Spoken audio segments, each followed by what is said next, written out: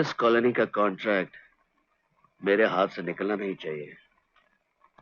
ये मेरी जिंदगी का सबसे बड़ा कॉन्ट्रैक्ट होगा। सर, हमारी कमिटी के मुकाबले में कौन आ सकता है? एक आदमी की फिक्र है मुझे, Vijay Kumar. You're right, Mr. R.K. Gupta. Yash Chopra की डायरेक्शन, सलीम जावेद के तीखे लफ्ज और एक एंसेम्बल कास्ट। त्रिशूल एक साइलेंट वॉर है जहां हर रिश्ता एक बैटलफील्ड बन जाता है। एक वक्त था जब हीरो या तो ईमानदार होता था या जालसाज, लेकिन त्रिशूल ने हमें दिखाया कि एक कहानी में दो हीरो हो सकते हैं, दोनों सही भी, दोनों गलत भी। एक तरफ है संजीव कुमार का किरदार, एक इंसान जिन्होंने जिंदगी को फॉर्मूला समझा। दूसरी तरफ अमिताभ बच्चन का कैरेक्टर, जो सिर्फ सवाल पूछता है लेकिन जवाब सुन के भी नहीं रुकता। ये फिल्म यश चोपड़ा और अमिताभ बच्चन की ट्रिलॉजी कोलैब का पार्ट है। दीवार, जहां एबी प्ले करते हैं एक एंग्री यंग मैन, कभी कभी, जहां उन्होंने एक सेंसिटिव पोएट का किरदार निभाया है, और त्रिशूल, जहां वो बने हैं एक एंग्री सन। हर रोल ने एबी की ऑन स्क्रीन पर्सोना को नए शेड्स दिए। जब तुम ऐसे बात करते हो, बताओ क्या लगते हो? क्या लगता हूँ? गापची गापची गम गम।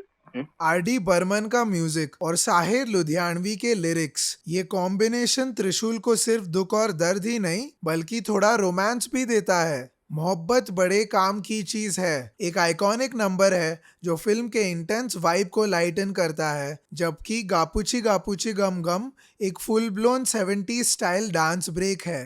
त्रिशूल का साउंड ट्रैक एक हिस्टोरिक कोलैबोरेशन था, क्योंकि मोहब्बत बड़े काम की चीज है में 3 म्यूजिक लेजेंड्स किशोर कुमार, लता मंगेशकर और के.जे. येसुदास एक ही ट्रैक पर साथ आए। मैं 5 लाख का सौदा करने आया हूं और मेरी जेब में 5 फूटी कौड़ियां भी नहीं हैं। लेकिन मैं यकीन से कह सकता हूं कि अगर आप ये जमीन मुझे दे देते हैं तो आपके ये 5 लाख आपको 15 दिन में मिल जाएंगे। सलीम जावेद का डायलॉग लिखना मतलब हर सीन को एक बॉक्सिंग मैच बनाना।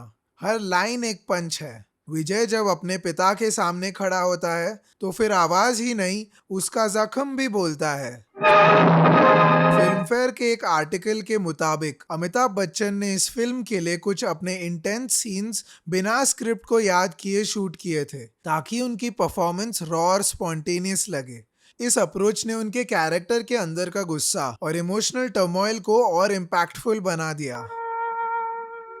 जरा ठीक से साफ कीजिएगा, वरना कोई देखने वाला समझेगा कि आपके हाथ किसी के खून से रंगे। त्रिशूल की जान है इसका इंटरपर्सनल वोल्टेज। अमिताभ और संजीव कुमार का फेस ऑफ सिर्फ एक जेनरेशन गैप नहीं, एक मॉरल और इमोशनल फर्क भी दिखाता है। जहां विजय आग है, आर.के. गुप्ता एक ठंडा पत्थर। दोनों की टकरार में एक साइलेंट दर्द छुपा है। शशि कपूर का प्रेजेंस एक सूदिंग बैलेंस देता है इस हाई टेंशन ड्रामा को।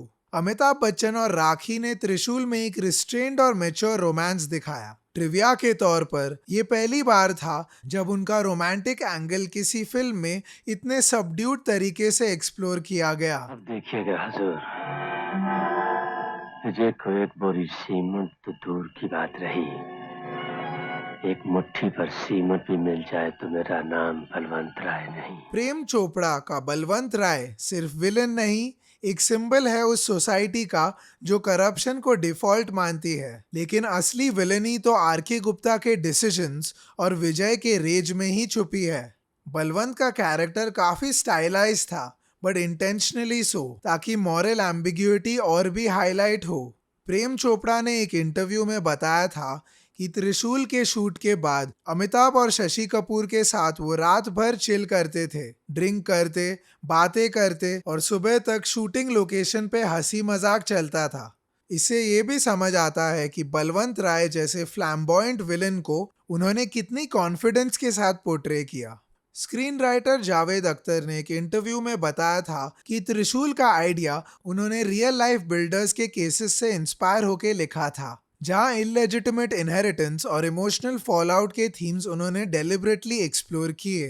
त्रिशूल एक ऐसी कहानी है जहां हर कैरेक्टर अपना सच लेके चल रहा है। डायलॉग्स, ड्रामा और इमोशनल कॉन्फ्लिक्ट का परफेक्ट ब्लेंड। इसी कॉम्प्लेक्सिटी में छुपा है इसका असली चार्म, और इसी लेयर्ड स्टोरी टेलिंग का मजा आप ले सकते हो एक सिनेमैटिक थीम गेटअवे में, रेट्रो विला लोनावला, जहां हर कोना आपको याद दिलाता है 70s के सिनेमा का गोल्डन एरा। इधर सिर्फ स्टे नहीं, एक थ्रोबैक एक्सपीरियंस मिलता है। तो आपको क्या लगा?